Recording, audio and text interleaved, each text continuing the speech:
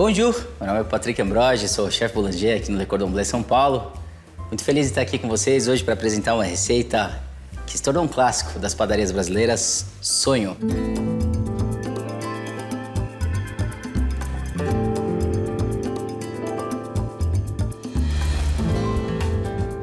Então eu tenho aqui açúcar, água, leite em pó.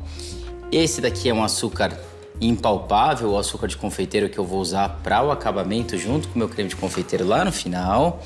Eu tenho fermento biológico seco, mas poderia ser o fermento biológico fresco, é só dobrar essa quantidade aqui na receita.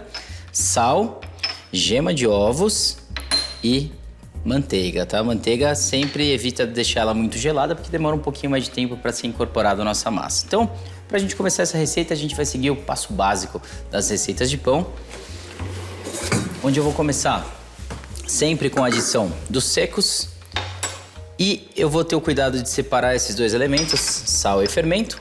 Quando o fermento vai no começo, o sal vai mais para o final. Quando o sal é que vai no começo, o fermento fica mais para o final. Então a gente nunca conecta esses dois elementos ao mesmo tempo, separa o momento da adição desse produto, tá? Eu vou começar então com a farinha de trigo, toda a farinha. Vou colocar aqui dentro também o açúcar, o leite em pó, então os secos, exceto o sal. Sal, eu vou tirar ele de cena, vou colocar ele aqui do lado, junto com a manteiga, que também não vai entrar nesse primeiro momento, tá? A gente não coloca a gordura no começo para ela evitar, ou melhor dizendo, que ela encapsule o grão de farinha, reduzindo assim a formação da estrutura de glúten, tá? Então eu coloquei os secos, exceto o sal, também tirei a manteiga de cera, eu vou colocar todo o meu fermento biológico aqui, se fosse o fresco também colocaria neste momento. A gema vai antes da água. Gema ou ovo inteiro, enfim. E aqui, a água, eu vou colocar uma boa parte dela e sempre deixo um pouquinho para colocar no final, de acordo com o desenvolvimento da massa. A gente vai dosando, a gente vai dando ponto na massa sempre com a água e não com a farinha, como se pensava antigamente ou como era comum nas receitas mais antigas de panificação de boulangerie, tá? Bom, ingredientes na minha batedeira. Eu vou trabalhar essa massa agora na velocidade 1. Eu vou bater essa massa por cerca de 8 minutos aproximadamente nessa velocidade e depois eu vou passar para a velocidade alta. Quando eu observar uma formação estrutural da minha massa, eu vou agregar esses dois elementos, tá? Esse momento inicial de combinação, de homogeneização dos ingredientes aqui, a frasagem da nossa massa, a gente não coloca esses elementos. O fermento eu não combino com sal porque eu quero que ele se combine com os ingredientes da receita antes que ele tenha contato direto com o sal. E a manteiga para evitar a redução na formação da estrutura de glúten, tá? E aqui é só esperar ela formar essa massa. Cerca de 4 minutos aí eu consigo essa formação bastante estrutural. Importante, pessoal, não ficar só relacionando a formação de massa ao tempo. Massa não usa relógio, né? Então a gente tem que observar. Enquanto eu estiver com farinha solta, ela não estiver com uma massa estruturada, uma peça única, uma estrutura homogênea, eu não coloco esses dois elementos. Assim que ele formar a massa, aí sim eu vou agregar o sal e a manteiga. Esses daqui agora, por enquanto, eu vou tirar e vou deixar só esses elementos aqui ao meu lado. Esperar que essa massa chegue onde eu quero.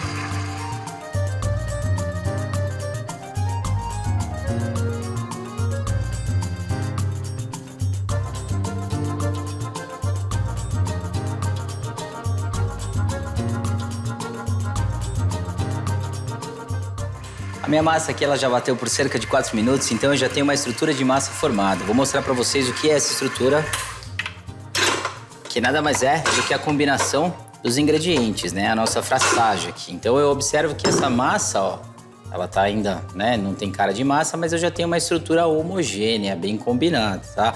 A partir dessa estrutura, então, eu vou colocar o meu sal, que vai agregar sabor, vai controlar o processo fermentativo e ainda vai dar força para o glúten. E vou colocar também toda essa manteiga aqui na massa. Bom, eu bati 4 minutos na primeira velocidade e agora eu vou bater mais 4 minutos ainda na primeira velocidade. Então, vou posicionar a minha batedeira e bora bater.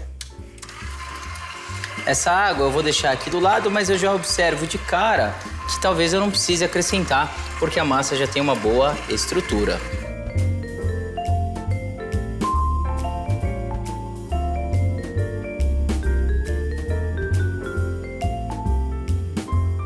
Passado cerca de 8 minutos aqui, eu já consigo observar que minha massa ela tem uma boa estrutura, a manteiga foi toda absorvida, esse processo aconteceu sempre em velocidade baixa, para que a gente não estresse essa massa e nem gere calor. E a massa está bem elástica, né? Ela tem um toque bastante macio, ó. Ela ainda não tem a formação completa de glúten e ela já tem textura suficiente para que eu observe que não há necessidade de acrescentar mais água, né? O que eu observo aqui? Quando eu tocar na massa e ela tiver esse toque adesivo, né? Essa certa adesividade, que ele fica meio grudento, é um bom indicativo que não cabe mais água na minha formulação, né? Então, tocou na massa, observou esse toque adesivo, ó, não coloque mais água, porque se colocar água, ela não vai chegar no ponto ideal para essa massa aqui, tá? Então a minha sobrou um pouquinho de água que eu não vou adicionar na minha receita. E vou continuar o processo de batimento agora, porém para dar o ponto, numa velocidade um pouquinho mais alta. E vou subir um pontinho aqui na velocidade, ó. E vou bater por mais 4 minutos aproximadamente. Então foram 8 minutos na velocidade mais baixa, sendo que com 4 minutos eu acrescentei o sal e a manteiga. Bati por mais 4 minutos para que a manteiga fosse incorporada e agora, na segunda velocidade, eu vou trabalhar somente para dar o ponto nessa massa.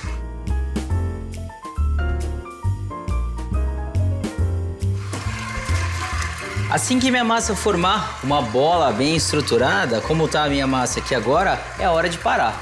Então, durante aquele processo de batimento, ela foi estruturando a nossa massa e agora chegou onde eu preciso. Para a sua máquina. Agora eu vou tirar essa massa daqui. Para colocar a massa aqui na minha bancada, eu sempre ponho um pouquinho de farinha na mesa de trabalho para evitar que essa massa venha colar aqui, né? Então, é só um pouquinho de farinha mesmo, é só uma camada delicada para que ela não se conecte à mesa. E com a ajuda de uma espátula, então, eu vou virar a massa.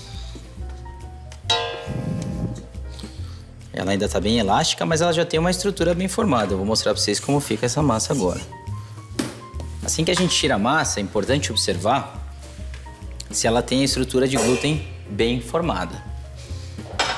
O indicativo dessa estrutura de glúten é você tirar um pedacinho dessa massa e verificar se ela tem textura elástica, extensível e ainda se eu observo a rede que nós conhecemos como véu de glúten, tá? Então, para isso, a gente abre a massa delicadamente aqui, de modo que eu enxergue esse véu de glúten, ó. A gente consegue abrir bem, a massa fica super translúcida aqui, ó. Tá bem bonita essa massa, tá? Do jeito que eu preciso para trabalhar minha massa, tá? A gente quase enxerga através da própria massa. Então, ela tá pronta para seguir para o próximo passo. O que eu vou fazer é organizar essa rede de glúten, fazer um boleamento com essa massa. Então eu jogo as extremidades da massa para dentro, viro ela e vou bolear. E deixar ela bem redondinha, com a superfície bem dura, né? Esse movimento de boleamento a gente organiza a estrutura do glúten e ainda aumenta a tensão na superfície. Então agora ela tá bem durinha, ó, do jeito que eu preciso. E eu vou descansar essa massa por 30 minutos, num processo que nós conhecemos como pontagem ou fermentação em bloco. Eu já tenho uma massa descansada que já relaxou e está pronta para trabalhar. Por que eu descanso esse processo inicial? Para iniciar a fermentação e ainda permitir que essa massa fique mais facilmente manipulável, tá? Então aqui ela está do jeito que eu preciso. Eu vou pegar uma massa já descansada.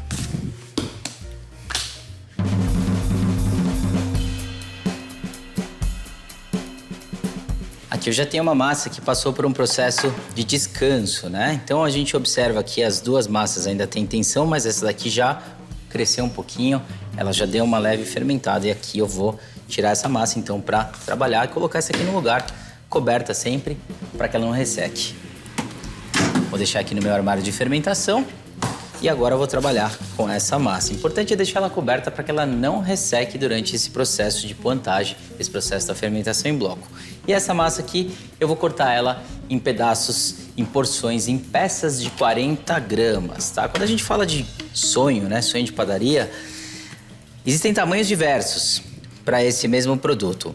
Eu vou fazer ele com corte com 40 gramas, que ele fica com um tamanho bacana que dá para você comer mais de um sem ficar enjoado, né? Porque para mim, pelo menos, ele é um produto que remete à infância e que eu gosto bastante dessa relação de produto. Produto, degustação, momento, ele me remete a momentos da infância. Então, eu prefiro fazer um tamanho um pouquinho menor e comer mais de um do que pegar um grandão, como aqueles de padaria, por exemplo, que tem às vezes mais de 60 gramas e comer um só. Então, para mim, vale a pena cortar ele com porções menores. Se quiser fazer ele mini, faça de 20 a 30 gramas. 40 gramas ele já é um tamanho intermediário.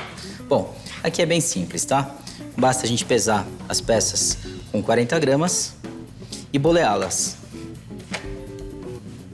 E essas peças agora que eu cortar, eu vou fazer o processo também de boleamento. Sempre é importante vocês observarem. Acabei de dividir uma massa, acabei de sovar uma massa, eu sempre organizo a rede de glúten dela. Como que eu organizo? Boleando, tá? A técnica de boleamento vai garantir que ela fique sempre bonitinha lá na frente. Legal. Mais uma aqui, 40. Essa aqui eu acertei de cara o peso. Às vezes a gente dá sorte. E conforme a gente vai fazendo, a mão vai ficando mais calibrada. Ok. A quantidade é pouca. E agora eu vou bolear essas massas. Para bolear, basta pressionar ela contra a bancada e girar a sua mão em volta dela de modo que ela fique assim, bem redondinha, tá?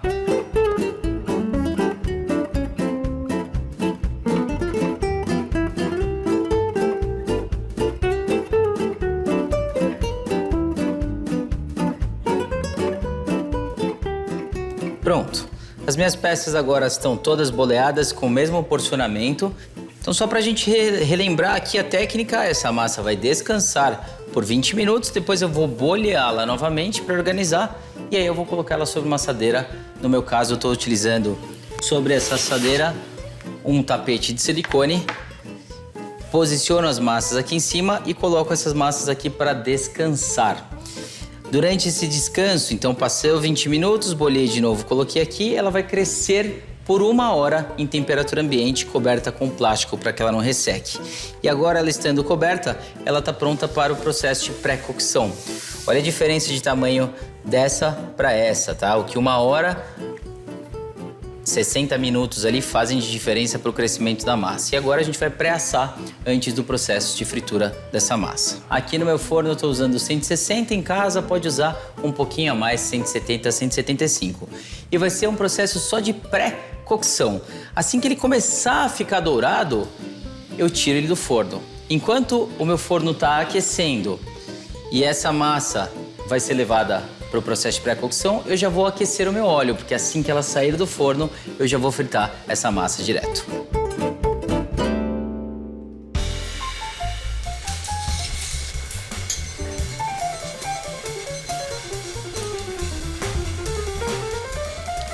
Bom, enquanto o meu forno aquece, eu já coloquei aqui para aquecer o meu óleo também. O meu objetivo é fazer com que essa gordura, esse óleo, atinja 165 graus Celsius. Eu tô com ele aqui na casa dos 135. Eu vou parar um pouquinho esse processo, que vai ser o tempo do meu pão pré-assar, e depois eu retomo aqui a gordura dele, tá? Então vamos lá. O meu pão já fermentou o suficiente por 1 hora aproximadamente. Ele teve um leve crescimento, né, em relação à massa menor. E agora a gente vai pré-assar a 160 graus no meu forno por aproximadamente 6 minutos, ou até que ele fique levemente dourado.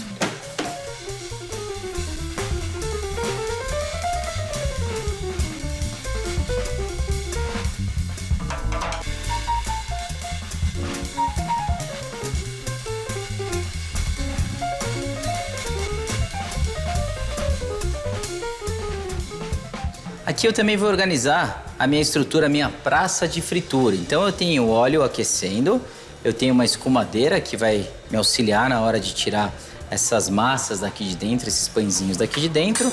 E eu tenho também uma grade que vai servir para escorrer o excesso de óleo e depois eu vou secar ele num papel que seja absorvente para tirar qualquer resquício de óleo que tenha ficado no nosso pão, e depois a gente coloca novamente na grade para que ele resfrie por completo. Então aqui minha praça está pronta e ele já começou o processo de pré-cocção do nosso pão.